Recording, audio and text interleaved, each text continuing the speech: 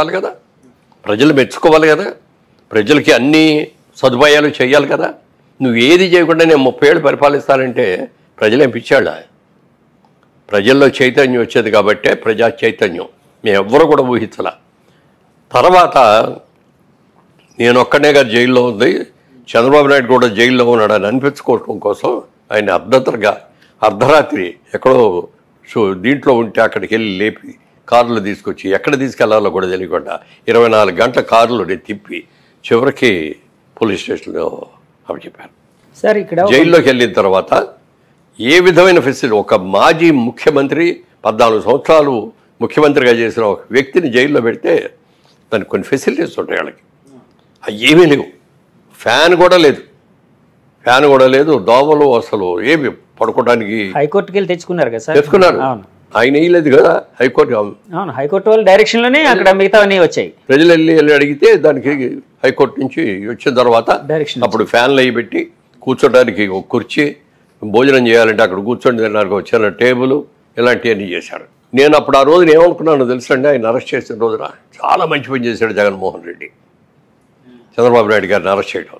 అందరూ కూడా దీన్ని బెయిల్ తీసుకొని బయటికి రావాలి ఓ తాపత్రయపడతా అంటే నేను మనస్ఫూర్తిగా కోరుకుంది ఏంటో తెలుసా, కనీసం 2 నెలల్లో 3 నెలల్లో ఈ జైల్లో ఉంటే మంచిది. సింపతి, ఎంత సింపతి పెరిగిందండి. ఇన్ని సంవత్సరాలు పరిచయం ఉద్యోగం చేసినా కూడా ఈ రోజుకైనా ఎవరైనా ఒక్కళ్ళు చంద్రబాబు నాయుడు ఈ తప్పు చేశాడు అనే ఒక బ్లాక్ మార్క్ ఒక్కటి చెప్పండి ఇన్నేళ్లలో. కానీ వాళ్ళు ఆరోపిస్తూ ఉంటారు కదా సార్, చంద్రబాబు గారు కోర్టుకు వెళ్ళి స్టేలు తెచ్చుకుంటూ ఉంటారు, తన అవినీతి కేసుల మీద రకరకాల కేసుల్లో ఉన్నారు, ఇలాగని ఆరోపిస్తూ ఉంటారు. అంటే వైఎస్ గారి జమాన్ నుంచి అది నడుస్తుంది, కాంగ్రెస్ జమాన్ నుంచి నడుస్తుంది. సో అందులో ఏమైనా నిజం ఉందా సార్? ఏమీ లేదు. అవి ఉంటే ఇన్నాళ్ళు బయటపడకుండా అట్లా ఉంటాయి. ఎవరైనా ఏదైనా దాయాలంటే 10 రోజులు దాస్తావు, 10 నెలలు దాస్తావు, 10 ఏళ్ళు దాస్తావు, కానీ ఇన్నేళ్ళు దాచలేదు కదా, ఎవరు దాచలేరు. ఓకే, అది అయిన తర్వాత విపరీతమైన సింపతి వచ్చేసింది జనంలో. చాలా మంది అనలిస్టులు ఒక మాట అన్నారు సార్, నేషనల్ అనలిస్టులు, ఈ ఎలక్షన్ మెయిన్ ఫ్యాక్టర్ ఏంటంటే చంద్రబాబు గారు జైలు ఉదంతం మెయిన్ ఫ్యాక్టర్గా ఎలక్షన్ డిసైడ్ చేయబోతుందని కూడా అన్నారండి. నిజమే కదా సార్? అది నిజమని భావిస్తారు? అదేగా, దానికంటే ఇంకా పెద్ద రిజల్ట్. ఏంటి సార్? కొంతమంది ఎమ్మెల్యేలు, పేర్లు చెప్పను, కొంతమంది ఎమ్మెల్యేలు చంద్రబాబు నాయుడు గారి గురించి, చంద్రబాబు నాయుడు గారి కుటుంబం గురించి, చంద్రబాబు నాయుడు గారి పిల్లల గురించి ఎంత చండాలమైన మాటలు మాట్లాడారో చెప్పడానికి లేదు.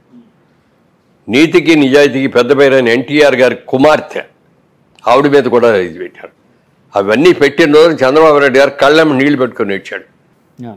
రాజకీయ నాయకుడిగా నన్ను విమర్శించారు, నేను లెక్క చేయను, నా కుటుంబాన్ని, నా భార్యని, నా పిల్లల్ని కూడా అవమానించారని చెప్పి కళ్ళెమ్మ నీళ్లు పెట్టుకొని మళ్ళీ నేను ముఖ్యమంత్రిగా వచ్చాను, ఇక్కడ అడుగు పెడతాను లేకపోతే పెట్టని చెప్పి వెళ్ళాడు. సార్, బాబు గారితో ఇంత క్లోజ్గా మీరు చాలా ఒక 40 ఏళ్ళు అనుబంధం కదండి, ఎప్పుడైనా ఆయన ఇలాగ కన్నీళ్ళు పెట్టుకున్న సంఘటన కానీ ఇంటర్నల్ గా బాధపడిన సంఘటన కానీ ఎప్పుడు చూడలేదండి. ఎప్పుడు ఆయన కన్నీళ్ళు అంటే చాలా గుమ్మనంగా ఉండేవాడు. మనసులో ఏదైనా బాధ కలిగినా కూడా ఆయన లోపల పెట్టుకునేవాడు, మన దగ్గర నవ్వుతూనే మాట్లాడేవాడు తప్ప ఏ రోజున నాకు ఇది పరిస్థితి వచ్చింది ఏంటని కానీ ఇంకోటి కానీ ఓకే, ప్రజా నిర్ణయాన్ని మనం గౌరవించాలి, ప్రజలు ఓటేశారు, గౌరవిద్దాం, అలాగే బెస్ట్ ఆఫ్ లక్ చెప్పేవాడు. కానీ మొన్న జగన్మోహన్ రెడ్డి గారు చేసింది ఏంటంటే, ఓడిపోయిందని తెలిసిన తర్వాత మీ బట్టి ప్రెస్ వాళ్ళందరూ వెళ్ళి అడిగితే నేను ఇన్ని పనులు చేశాను, అన్ని పనులు చేశాను, నేను ఇంతమందికి డబ్బులు ఇచ్చాను, వాళ్ళందరూ ఏమైపోయారు, వాళ్ళ ఓట్లన్నీ ఏమైపోయినాయి. ఎప్పుడు కూడా ఒక నాయకుడు ఎవరన్నా ఓడిపోయినప్పుడు ఒకళ్ళిద్దరు అన్నారు అనుకో, అందులో కూడా కొంతమంది అన్నారు, కానీ ఈయన మాత్రం నేను ఇన్ని రకాలుగా డెవలప్ చేశాను, నేనేం చేసిన తప్పు, నన్ను ఎందుకు ఓడించారు అన్నాడే. కానీ ఎప్పుడు కూడా ఎందుకంటే బెస్ట్ ఆఫ్ లక్ అండి, ప్రజా నిర్ణయాన్ని మేము శిరసావహిస్తున్నాం అని కొత్త గవర్నమెంట్కి బెస్ట్ ఆఫ్ లక్ చెప్తున్నాం. ప్రజల్ని జాగ్రత్తగా చూసుకుంటూ మీరు ఏమైతే ప్రమాణాలు చేశారో, మీరు ఏమైతే ఇస్తామని చెప్పారో అవన్నీ కూడా ఖచ్చితంగా చేయండి, గుడ్ లక్ అని చెప్పేసి ఊరుకోవాలి. అంతేగాని నేను అది చేశాను ఇది చేశాను అని కళ్ళేమో నీళ్ళు పెట్టేసి ఇప్పుడు ఏమన్నా మళ్ళీ వెనక్కి వస్తుంది, ఎలక్షన్ రాదు కదా. తర్వాత ప్రపంచంలో ఎక్కడ జరిగింది ఇంకోటి జరిగింది. జగన్మోహన్ రెడ్డి గారు ఆయన 14 నెలలు జైల్లో ఉండి తిరిగి వచ్చాడు, బెయిల్ వచ్చింది. జనరల్గా ఎవరైనా ఒక్క కేసు ఉన్నాడు, ఇన్ని కేసులు కదా, ఒక్క కేసు ఉంటే బెయిల్ ఇస్తే 1 నెల ఇస్తారు, 2 నెలలు ఇస్తారు, 3 నెలలు ఇస్తారు, 6 నెలలు ఇస్తారు, సంవత్సరం ఇస్తారు, అంతకంటే ఎవడు ఇవ్వడు కదా. ఈయన 18 కేసులు ఉన్నాయి ఈయన మీద. 18 కేసుల్లో నెంబర్ 1 ముద్దా ఎవరంటే ఈయనే. అలాంటి ఆయనకి ఎన్నేళ్ళు అయిందండి ఆయన బెయిల్ బయటకు వచ్చి? 10 ఏళ్ళ పైన అయింది కదా, 12 ఏళ్ళు అంత అయింది. ఇన్ని రోజులు అసలు బెయిల్ ఎవరిస్తాడండి? అంటే దాని కారణం ఏంటంటే సార్ మేనేజ్ అది రాకుండా చూసుకున్నాడు అంతే. ప్రతిసారి ఢిల్లీ వెళ్ళినప్పుడల్లా ఏదో ప్రత్యేక హోదా తీసుకొస్తాడు, లేకపోతే ఈ డబ్బులు తీసుకొస్తాడు, అవి తీసుకొస్తాడు, ఇది తీసుకొస్తాడు అని ఆయన తెచ్చేది ఏమీ లేదు. తన కేసులు ఎలా ఆపుకోవాలి, ఎలా వాళ్ళు. ఈ 5 ఏళ్ళలో జగన్మోహన్ రెడ్డి గారు ఎప్పుడు ఢిల్లీ వెళ్ళినా తన కేసులు పని మీద సొంత పని మీద వెళ్ళారు తప్ప భావిస్తున్నారు సార్.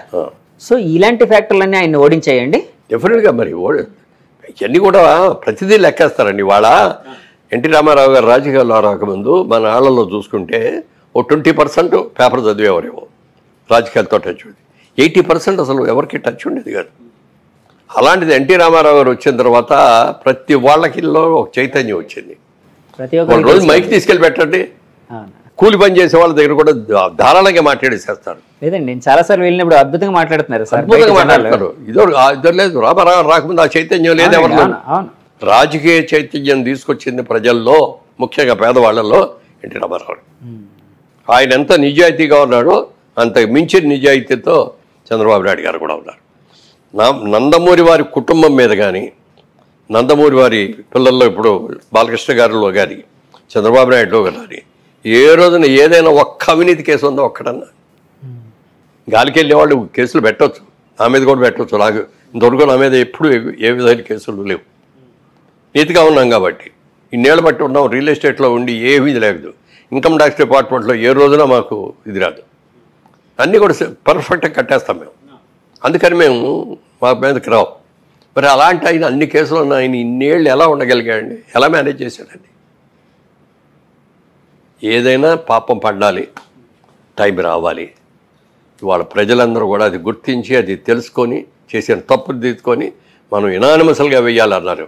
ఎలక్షన్ అయిన తర్వాత కూడా ఎవరు ఇంత మెజారిటీ వస్తుందని ఎవరూ ఊహించలేదు సార్. బాబు గారు ఏమైనా ఊహించారా సార్ ఇలాంటి మెజారిటీ? బయటపడ్డాయి ఇప్పుడు. అంటే మీతో, అంటే మీ నాయకులు మీతో కానీ గెలుస్తాం మనం అన్నారే తప్ప మనకి ఇంత మెజారిటీస్ వస్తాయి, ఇన్ని సీట్లు వస్తాయి అనేది ఎవ్వరూ అలా చెప్పిన ఏకైక వ్యక్తి కేకే. కేకే సర్వీస్. కిరణ్ ఎంత బాగా మరి ఇద్దరు తెలియదు కానండి. అతను కూడా కలుసుకోవాలని అనుకున్నాను. ఎంత బాగా చెప్పాడండి. లాస్ట్ టైం ఓడిపోయినప్పుడు జగన్మోహన్ రెడ్డి గెలిచినప్పుడు బాగానే ఇట్లాగే చెప్పాడు. అవునండి, ఆయనకి ఎన్ని సీట్లు వస్తాయి మేమే అనుకున్నాం. చంద్రబాబు నాయుడు గారికి రాకుండా ఎవరు ఇస్తారు? 20 వస్తాయి. ఇవాళ అన్నారే మీరు బోల్డెన్ చేసామని చెప్పి ఈయన చంద్రబాబు నాయుడు గారు కూడా ఆ రోజులు అన్నారు, మనం పసుపు కుంకుమ ఇచ్చాం బోల్డ్ మందికి, ఎలక్షన్ ముందు 10,000 చెప్పి ఇచ్చాము, మహిళా ఓట్లన్నీ మనకు వచ్చేస్తాయన్న. కానీ ప్రజలు ఏమన్నారు తెలుసండి? ఆయన 10,000 ఇస్తే ఆయన సొంత డబ్బులు ఇచ్చాడా? గవర్నమెంట్ డబ్బులే కదా మాకు ఇచ్చింది. ఆయన ఏదైనా సొంత డబ్బులు ఇస్తే అప్పుడు ఆలోచిస్తాం దాని గురించి. ఎవరు సొంత డబ్బులు ఇస్తే వాళ్ళకి ఓటేస్తామన్నారు. ఇవాళ జగన్మోహన్ రెడ్డి గారు ఇచ్చింది ఆయన సొంత డబ్బులు ఇచ్చాడా? ఉంటే మీటర్ ఒక్కడమే కదా ఆయన చేసింది. మీటర్ ఒకటే రోజు దారం వెళ్ళి రిక్షా వాడినో లేకపోతే కూలి పని చేసుకునే పిలిచే బాబు ఇదిగో ఇక్కడ నొక్కు అంటే నొక్కుతాడు. కానీ నొక్కటానికి డబ్బు ఎలా సంపాదించాలి, ఇన్కమ్ ఎలా తీసుకురావాలి, ట్యాక్స్లు ఎలా పెరగాలి, మన వాళ్ళకి కావాల్సిన అవసరాలన్నీ ఎలా తీరాలి, ఇవన్నీ తెలుసుకొని చేసేవాడే నిజమైన ముఖ్యమంత్రి తప్ప ముఖ్యమంత్రి అంటే ఏంటి? ఇన్ని లక్షల మంది, మరి కోట్ల మంది, ఇవాళ ఇన్ని కోట్ల మంది యొక్క సమస్యల్ని, కష్టాలని, సుఖాలని, పిల్లల భవిష్యత్తుని తీర్చిదిద్దవలసిన ఒక పవిత్రమైన బాధ్యత ఉన్న వ్యక్తి ముఖ్యమంత్రిగా ఉండాలి. అలా ఉన్నవాళ్ళే ఉంటారు లాంగ్ మీటింగ్. సార్ మొన్న మధ్య ఒక మాట అయితే వినిపించిందండి. చంద్రబాబు గారు ఇప్పుడు సూపర్ 6 అని పెట్టి, అంటే జగన్మోహన్ రెడ్డి గారు ఇచ్చే పథకాల కంటే ఇంకా అద్భుతమైన పథకాలు ఎక్కువ డబ్బు ఇస్తామని చెప్పి జనాలకి, అంటే మేము ఫలానా పథకాలు అందించబోతున్నాం. ఇప్పుడు పెన్షన్ అనుకోండి 4,000, ఇప్పుడు 3,000 ఎంత వస్తుంది వృద్ధులకి పెన్షన్? 4,000 ఇస్తామన్నారు బాబు గారు. ఏప్రిల్ మే నెల నుంచి ఇచ్చేస్తామన్నారు. సో ఇలా రకరకాల సూపర్ 6 అని పెట్టారు. చాలా ఎక్కువ వెల్ఫేర్ అనేది ప్రకటించారు. అప్పట్లో వైసీపీ నాయకులు ఒక మాట అనేవారండి, అంటే మేము జగన్మోహన్ రెడ్డి గారు ఇస్తూ ఉంటే చంద్రబాబు గారు ఈ ఆంధ్రప్రదేశ్ని ఒక శ్రీలంకలా చేస్తున్నారు, ఒక సోమాలియాలా చేస్తున్నారు అని చెప్పి విమర్శించేవారు బాబు గారు. అలాంటిది ఇప్పుడు ఆయన మాకంటే ఎక్కువ పథకాలు ఎలా ఇవ్వగలుగుతారు? అంటే ఆయన ఇప్పుడు ఇస్తే ఈ ఆంధ్రప్రదేశ్ శ్రీలంక అవదా, సోమాలియా కాదా, అంటే ఆర్థికంగా చితికిపోదా అని ఒక క్వశ్చన్ అడిగేవారండి. దానికి మీ సమాధానం ఏంటి? దానికి సమాధానం, ఆయన ఇన్కమ్ ఎలా జనరేట్ చేయాలి అనేది ఆయనకి తెలిసినట్టుగా ఎవరికి తెలియదండి. మీరు చూస్తూ ఉండండి, 1 year తిరిగేటప్పుడు ఎన్ని కొత్త ఇన్స్టిట్యూషన్స్ వస్తాయి, కొత్త ఇండస్ట్రీస్ వస్తాయి. తర్వాత ఇంకోటి పెద్దది ఇదేంటంటే, ఇప్పుడు తెలంగాణ ఉందనుకోండి, హైదరాబాద్, సికింద్రాబాద్ ఉంది, వరంగల్ ఉంది, నిజామాబాద్ ఉంది, మంచి సిటీస్. ఏమంటే అదేవిధంగా చూసుకుంటే తమిళనాడులో చూసుకుంటే మెడ్రాస్ ఉంది, కోయంబత్తూరు ఉంది, సేలం ఉంది. కేరళ చూసుకుంటే ట్రివేంద్రం ఉంది, బ్రహ్మాండమైంది. మన కర్ణాటక పక్కన ఉన్న కర్ణాటక చూసుకుంటే వాళ్ళకి బెంగళూరు ఉంది, మైసూరు ఉంది. మనకి ఏముందండి ఆంధ్రప్రదేశ్కి ఏముంది? ఒక సిటీ చెప్పండి, మీ నోటితో మీరు ఒక సిటీ చెప్పండి. హైదరాబాద్ మనకి ఆంధ్రప్రదేశ్లో ఏముంది? ప్రస్తుతానికి ఉన్న దాంట్లో అయితే విశాఖపట్నం ఒకటే అండి. విశాఖపట్నం కూడా దాన్ని కూడా చంద్రబాబు నాయుడు గారే దానికి కంపెనీలు అయ్యింది తీసుకొచ్చి అక్కడ పెట్టించి, ఎందుకంటే దానికి ఒక అద్భుతమైన సిటీ వైజాగ్ అనేది. సముద్ర బొడ్డు బోల్డ్ అనేది ఆయనకి దాని మీద ఎన్ని ప్లాన్స్ ఉన్నాయో చెప్పడానికి లేదు. ఈ Visakhapatnam lot of pharmaceutical industries ఇప్పుడు బాగా ఉన్నాయి. అలాగే అక్కడ హార్బర్ హార్బర్ బాగా డెవలప్ చేసి ఇది చేస్తే ఇంకా అద్భుతమైన ఇతర దేశాలన్నింటికి కూడా ఇక్కడికి వచ్చి ఇక్కడ అన్లోడు లోడు చేసుకొని మళ్ళీ ఎవరు ఎక్కడికి వెళ్ళాలనేది ఇవన్నీ కూడా చేసే హబ్ లాగా, ఒక సెంట్రల్ హబ్ లాగా వైజాగ్ చేయడానికి కూడా అవకాశం ఉంది. ఎంతమంది లేబర్కి ఉద్యోగాలు వస్తాయో చెప్పడానికి లేదు. అవన్నీ చాలా ఉన్నాయి. వైజాగ్ని చేస్తాం. వైజాగ్ ఓకే ఒకటి, విజయవాడ సిటీయా బిజినెస్ సిటీ అంతే, ఏమి కాదు. గుంటూరు పంటలు మిర్చిను పొగాకు ఆడితే అది, తెనాలి ఇంకా తక్కువ, మంగళగిరిలో ఏమీ లేవు. వీటన్నిటి కలిపి అమరావతిని క్యాపిటల్ చేసుకొని ఇదంతా కలిపి ఒక సిటీ చేయాలి. ఇది ఒక అద్భుతమైన సిటీ చేసి దీనికి కావాల్సిన వనరులన్నీ చేయాలి. బయట ఊళ్ళ నుంచి, బయట దేశాల నుంచి, అతర రాష్ట్రాల నుంచి, మనకి తమిళనాడు నుంచి వస్తాయి లారీలు, బోల్డ్లు వస్తాయి. ఈ లారీలన్నీ కూడా విజయవాడలోంచి వెళ్ళాలి. అలా కాకుండా మంగళగిరి దగ్గర నుంచి అవుటర్ రింగ్ రోడ్ ప్లాన్ చేశాడు. గన్నవరం ఎయిర్పోర్ట్ దగ్గరికి వెళ్ళి కలుస్తాయి, అసలు విజయవాడలోకి రాబోయి. అలాగే హైదరాబాద్ అయినా ఉంటే మంగళగిరి వచ్చిన తర్వాత ఇటు నందిగామ దగ్గరికి తీసుకొచ్చి ఓవర్ బ్రిడ్జిల మీద అక్కడి నుంచి హైదరాబాద్ వచ్చేటట్టు. కలకత్తా వెళ్ళాల్సి అయినా ఉంటే నందిగామ దగ్గర కంచికిచర్ల దగ్గర బ్రిడ్జి మొదలుపెట్టి డైవర్స్ రింగ్ రోడ్ లాగా చేసి గన్నవరం ఎయిర్పోర్ట్ దగ్గర దాటిన తర్వాత కలపాలి. ఇవన్నీ కూడా పెట్టేస్తే ఏముందంటే సిటీలో ట్రాఫిక్ తగ్గుద్ది. అవునండి. ఈ కమర్షియల్ లారీస్ అన్నీ కూడా రావు. ఓన్లీ ఇంటర్నల్గా ఉండే కార్లు, ఇంటర్నల్గా ఉండే బస్సులే ఉంటాయి. ఇది దాంతో ఏదంటే మనకి ఇది కూడా బాగుంటుంది, వాతావరణం బాగుంటుంది, పొల్యూషన్ తక్కువ ఉంటుంది, ప్రమాణం. ఇవన్నీ ప్లాన్ చేశాడు ఆయన. తర్వాత మనకి పక్కనే కృష్ణా నది ఉండటం అనేది పెద్ద సెట్ అమరావతికి. మనకి ఏ స్టేట్స్కి అంత ఇది లేదు. ఇప్పుడు తమిళనాడులో చెన్నై ఉందంటే పక్కన సముద్రం ఉంది, కానీ సముద్రం వేరు, రివర్ వేరు. సముద్ర వాటర్ని మనం పెద్దగా ఏమి ఉపయోగించుకోలేము. అంటే ఫిషింగ్ బిజినెస్లో అవి వస్తాయి, కానీ తాగునీటి అవసరాలకు పనికిరాదు. అలాగే పంటలకు కూడా పనికిరాదు. అదే మీరు ఇప్పుడు కృష్ణా నది బ్యారేజ్ ఉంది కదా, ఇంకో బ్యారేజ్ కడదామని ప్లాన్ చేశారు. ప్లాన్ చేశారు.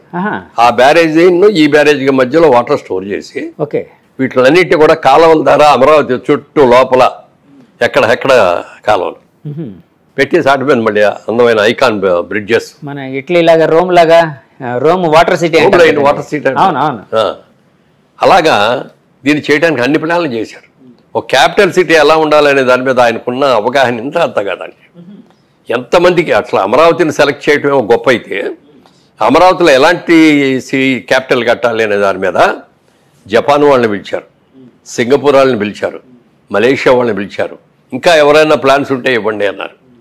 1 సంవత్సరం 1.5 years ప్లాన్స్ ఫైల్ చేయడానికి పడుతుంది. ఎప్పుడు కూడా ప్లాన్స్ తయారు చేసేటప్పుడు తప్పుగా తయారు చేస్తే ఆ తర్వాత మీరు ఎంత చేసినా ఉపయోగపడదు. అవునండి. ప్లానింగ్లో ఎక్కువ టైం తీసుకోవాలి. అంత ఎక్కువ టైం తీసుకున్నాడు, వాళ్ళందరి సహకారం తీసుకుని బ్రహ్మాండమైన క్యాపిటల్ కట్టడానికి చేస్తే పాప అంతమంది రైతులు వాళ్ళు ఏమీ తీసుకోకుండా అన్ని ల్యాండ్లు ఇస్తే వాళ్ళందరినీ నానా కష్టాలు పెట్టేశారు. అమరావతి డెవలప్ చేస్తే చంద్రబాబు నాయుడికి పేరు వస్తుంది కానీ నాకేం వస్తుంది అనుకున్నాడు. 3 రాజధానులు అని చెప్పి వైజాగ్లో పెడతాను నేను, ఇక్కడేమో ఊరిని శాసనసభ క్యాపిటల్ అని పెడతాను, లేకపోతే కర్నూలులోనేమో న్యాయరాజు అని పెడతాను అని చెప్పి 3 అవసరం అండి. ఓ చిన్న రాష్ట్రం అంది, తెలంగాణ నుంచి విడిపోయిన తర్వాత మన రాష్ట్రం చాలా చిన్నది. ఈ చిన్న రాష్ట్రాన్ని 3 క్యాపిటల్స్ కావాలా? మీరు వైజాగ్